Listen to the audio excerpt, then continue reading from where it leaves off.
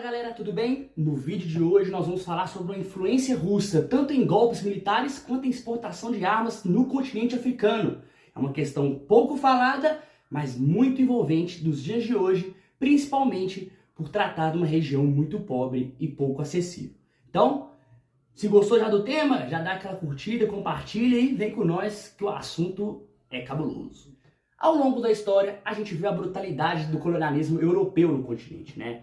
A gente teve casos absurdos como o do rei Leopoldo no Congo, por exemplo. Tivemos, a hegemonia britânica, no Sudão, no Egito. Tivemos o apartheid na África do Sul, uma das páginas mais tristes e absurdas da história da humanidade. Então, é um continente muito pobre, né? E pobreza traz dois fatores. O primeiro dela é que com pobreza você não consegue administrar, não tem um sistema estatal correto. Isso faz com que, além das divisões artificiais que os europeus fizeram, você não consiga controlar com coisas básicas, como por exemplo saneamento básico, educação e principalmente segurança, Não tem infraestrutura, não tem estrada. Então, milícias locais, chefes tribais, muitas vezes comandam muito mais do que o Estado central. A gente vê, por exemplo, no Congo. Eles mostraram já no mapa que o governo central do Congo é praticamente 20% do país. O resto é bandalheira, Então, assim, pobreza leva a isso. E um outro fator que vem junto com a pobreza e com essa falta estatal de comando que eu disse é a instabilidade, a instabilidade democrática principalmente. Nós não temos nenhum, dos 50 países africanos, nós não temos nenhum com uma democracia plena, A gente vê uma coisa um pouquinho maior ali na África do Sul, mas aí tem a questão histórica também, que será que é uma democracia? Mas, cara, a gente viu o que a Primavera Árabe fez, Foi um giro foi 360, Uma ditadura, tentou a democracia e voltou tudo a ditadura. O Egito, ditadura, A gente viu a Tunísia, tá virando a ditadura novamente. A Argélia tentou, é uma ditadura.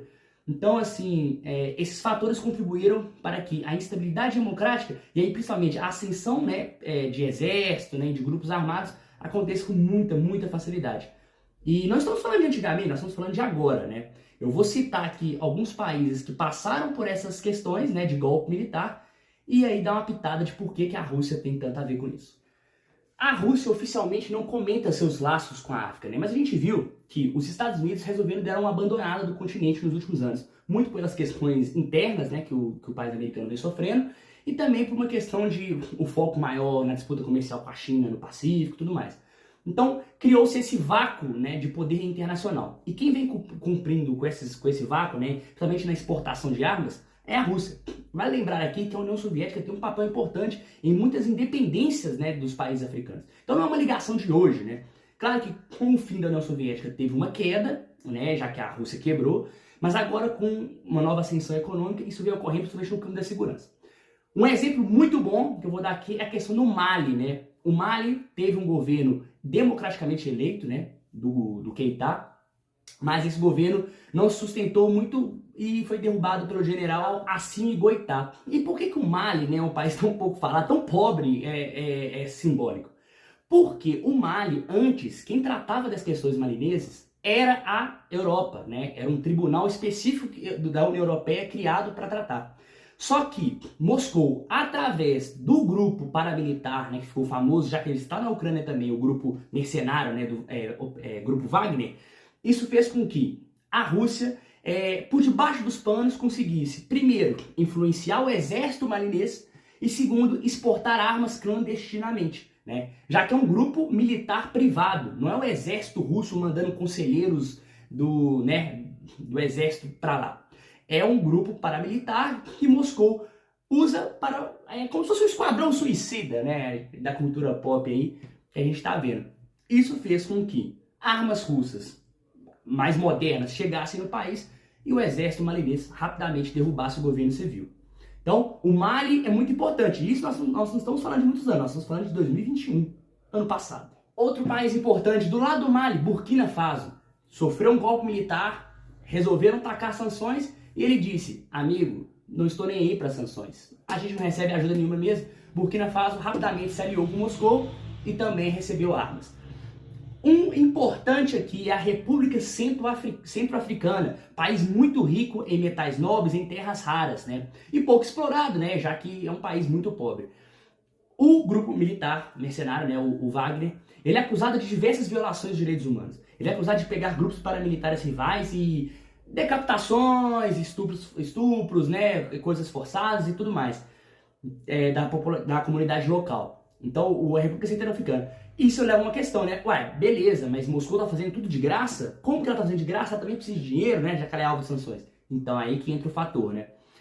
Matéria da CNN, de poucos dias atrás, lida que no Sudão, empresas russas estão simplesmente saqueando o ouro do país. Eles pagam lá uma miséria para as pessoas minerarem o ouro, entregarem para elas e, né, qualquer coisinha para essas pessoas, infelizmente, é muito, né? Então, e claro, tudo por debaixo dos panos, porque o Sudão também, olha a coincidência, sofreu um golpe militar há pouco tempo atrás, né? O Sudão, que vivia uma ditadura muito longa, viu uma transição até pacífica, né, de civil para o poder, mas já sofreu um golpe militar e essa é a recompensa, parece. Então, tanto na República Centro-Africana quanto no Sudão, o pagamento feito para a Rússia é através de ouro, de outros metais nobres, né, de minerais, de terras férteis e tudo mais. Né? A compra de terras por russos nunca foi tão grande igual é agora. Eu citei aqui então já alguns exemplos, né? Mali, Burkina Faso, República Centro-Africana, Sudão, mas tem outros. Tem Guiné, Guiné-Bissau, a própria Mauritânia. Todos são países pobres que estão ficando sobre o radar de Moscou, né?